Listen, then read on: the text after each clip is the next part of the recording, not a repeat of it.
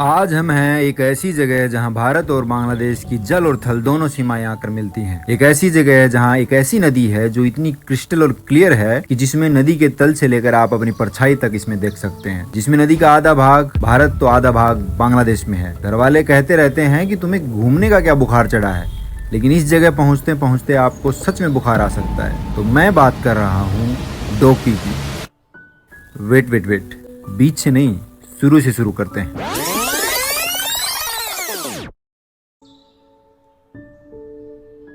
पहली रात।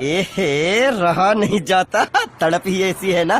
क्या राजपाल भाई, पूरा तो सुनो। तो पहली रात शिलोंग और दूसरी व तीसरी चेरापूंजी में बिताकर अब बारी है चौथे दिन के आशियाने की तरफ बढ़ने की, जिसकी रतिया हम बिताने वाले हैं डोकी में, नदिया के किनारे। इस जगह आकर समझ में आया कि पहले लोग ध्यान लगाने जंगलों और गुफाओं में क्यों जाया करते थे, क्योंकि जो शांति प्रकृति की गोद में मिलती है वो भला कहीं और कहाँ मिल सकती है। गूगल बाबा की माने तो चूना पत्थर से बनी ये मौसमई केव 150 मीटर लंबी तो वहीं मुहाने पर चौड़ी होकर अंदर संकरी होती जाती है।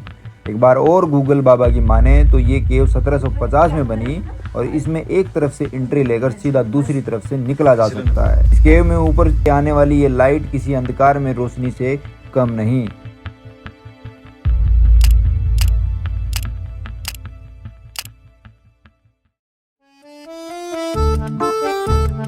यहाँ सबसे ज्यादा टूरिस्ट जुलाई से सितंबर में आते हैं, क्योंकि मेघालय बादलों, झरनों, ट्रैकिंग और अपने नज़ारों के लिए जाना जाता है और ये एक्टिव होते हैं मानसून के समय। और हम बेवकूफ़ों ने चुना ऑफ सीजन, जिसमें झरने सूख चुके थे या झरने के नाम पर तुर तुर करके पानी गिर रहा था। लेकिन इस बात से अनजान हम सबसे पहले सुबह सुबह सेवन सिस्टर वाटरफॉल देखने पहुंच जाते हैं और नहीं देख पाते। फिर ये सोचकर कि इस पर नहीं तो कम से कम वाह काबा फॉल्स पर तो पानी की धारा मिलेगी, पहुंच जाते हैं। पर वहाँ भी हमें निराशा ही हाथ लगी, लेकिन वहाँ का व्यू बड़ा मजेदार था।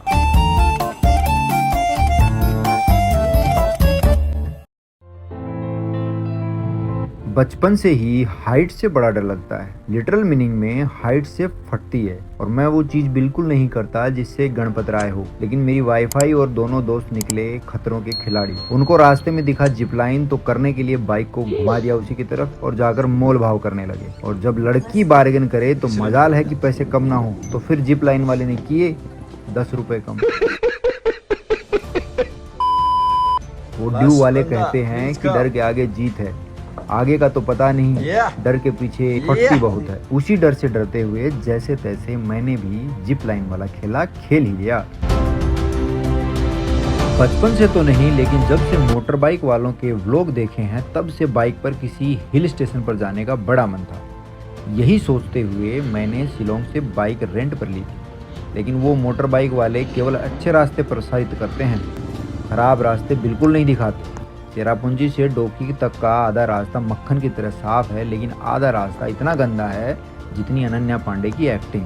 लेकिन हमने डोकी पहुंचने के लिए स्ट्रगल रियल वाला किया था। वो एक कहावत है कि कंगाली में आटा गीला, वही हुआ। एक तो रास्ता अनन्या पांडे की एक्टिंग जैसा और दूसरा बाइक के ब्रेक फेल। मतलब रास्ते में गड्ढे नहीं, गड्ढों में रास्ता था। गड्ढे इतने गहरे थे कि अगर थोड़ी और खुदाई कर लेते तो शायद पानी निकल आता।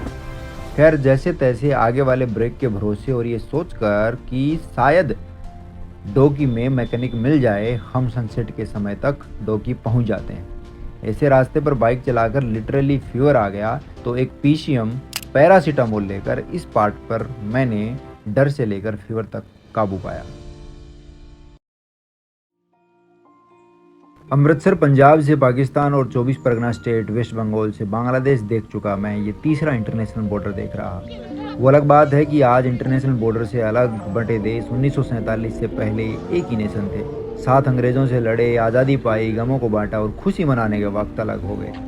खैर, इतिहास से वर्तमान में आकर हम दो देशों के सेपरेशन को महसूस करते हैं। गाड़ियाँ बिना परमिट के तो इंसान बिना पासपोर्ट के ना आ सकता था ना जा सकता था।